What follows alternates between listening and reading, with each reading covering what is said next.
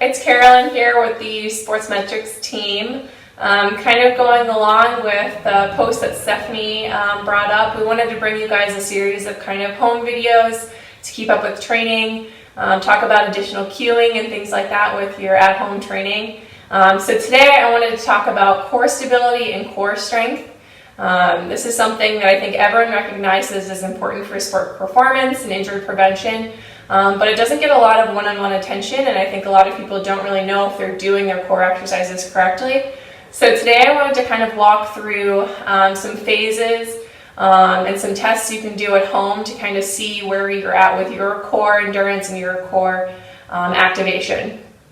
So with that being said, I'm going to lay on this mat and kind of go through that with you all. So the first thing that I always tell my athletes when we're doing core activation and core work is talking about a neutral spine. So neutral spine means that you should have a little bit of space underneath the floor and your back. You shouldn't be able to get your arm all the way through underneath the small of your back, but you should be able to get a couple fingertips underneath. And it shouldn't be completely flat against the floor. So you should be able to have a little bit of natural curve in your back as you're laying on your mat or on your floor. The next step that I talk about is called abdominal engagement. I don't like when we use the word bracing because I think that gives people the idea that you can't really have much breath with it. So if somebody tells you to brace your abs, the first thing you do is you flex and you tuck your hips under and you do as much as you can to engage your core muscles, but you actually don't maintain neutral spine when you do that. So what we talk about with abdominal engagement is I want you to focus on maintaining a neutral spine, meaning having a little bit of space underneath the small of your back and engaging your abdominal muscles when you're still able to keep a breath. You're still able to breathe through your chest, breathe through your belly, but all of this is still engaged. This is still nice and tight. Okay? So when you're laying down, you have a little bit of bend in your back, you're engaging your core. The first test I want you to do is maintaining that neutral spine, lift one leg up into tabletop. Tabletop position is where the knee and the hip are flexed to about 90 degrees. And you can check that in a mirror or have a friend check it for you. But as long as you're able to maintain neutral spine and core engagement and you're able to breathe through that, that's the first checkpoint. So you should try this on both sides, lifting one leg up into tabletop and placing back down, making sure you're able to keep your core engaged and keeping that neutral back. If you lift up that leg and your back flattens out and you're not able to get those fingertips underneath, then you're not able to maintain your neutral spine and you're not engaging your core correctly. So when you lift up that leg, same thing, making sure you keep a neutral spine, there's a little bit of space underneath, keep your core engaged. And make sure you're breathing. A lot of the times when people do this, they end up holding their breath, and then all of a sudden when they're done, they try to take a deep breath. So it's really important when you move through these types of abdominal exercises, you're maintaining breathing throughout the whole exercise. So if you're able to alternate your legs back and forth, we call this just abdominal marching, back and forth, keeping a neutral spine, keeping your core engaged. The next step would be to bring one leg up into tabletop, and then maintaining neutral spine, dropping down so that your leg just hovers right above the ground, and then back up to tabletop and replace it back down. So same idea when you're doing this next phase, bringing it up, keeping neutral spine. When you drop down, you don't want to see that back arch off of the floor.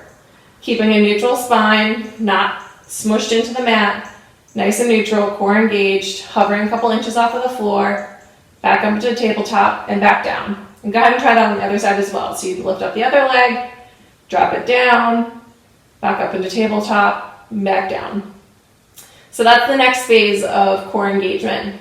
If you're able to do all of that relatively easy, you don't feel stressed at all, your core is able to maintain neutral spine, the next step would be to bring both legs up into the tabletop position, maintaining neutral spine, nice curve in your back, and then keeping the knees bent, you're going to drop one heel to the ground and back up into tabletop. And then try the other side. One heel to the ground, back up into tabletop.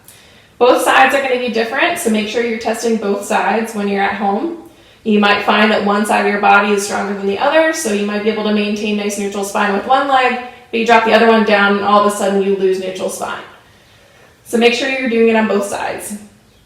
Next step in the progression is if you're able to maintain a nice neutral spine with tabletop, you're going to do the same thing like we did with marching, but keeping your legs up on tabletop. So you're going to take one leg, extend it out, hovering above the ground, and back up into tabletop. Same things to look out for throughout this entire thing, making sure you're not dropping in your back, you're not flattening back into the mat. Nice neutral spine. One leg out and back in. One leg out and back in. Some really common things that we see is people compensate by bringing one leg really far into their chest to kind of make it neutral. So all the weight that's going out away from their body, they counteract that by bringing the leg into their chest. So you want to try to maintain about 90 degrees of hip flexion here. It's okay for maybe a couple of degrees to come in, but as much as you can, try to maintain about 90 degrees at the hip, 90 degrees at the knee. If you're able to do that, keep your core engaged, keep a nice deep breathing, all of that. The next step would be double leg lowering. And this is about where I bottom out. Being a really tall person, I have a lot of weight in my lower extremity and I don't have a whole lot of weight in my upper. So for me, this is really, really hard. So I'm going to do this with my hands underneath my hips to help me kind of stabilize my pelvis when I do this. So you're going to take both legs bent, out hovering about 6 inches, and back up. So if I take my arms away, you'll watch, if I go down, I start to lose engagement in my core and I compensate by letting my back come up. So I don't have enough core stability to be able to maintain double leg lowering like that and back up. So when I do my core exercises, I make sure that I'm doing them one leg at a time. Or if I do the double leg lowering, that I add a little bit of additional support underneath my hips so that when I do go out, I have that extra support and I'm able to maintain a neutral spine. So I hope that was kind of a helpful little overview of how to kind of gauge how you're able to maintain your core stability. Take a couple of those progressions at home, try them, see where you land. And I think that's a really good place to start. If you don't really have a good core routine, you can kind of gauge whether you're able to do double leg exercises or single leg exercises. Even just going through that progression is a pretty good workout in itself. So start there, and if you have any other questions about core engagement or testing for that, feel free to reach out and shoot me a message. Thanks for tuning in.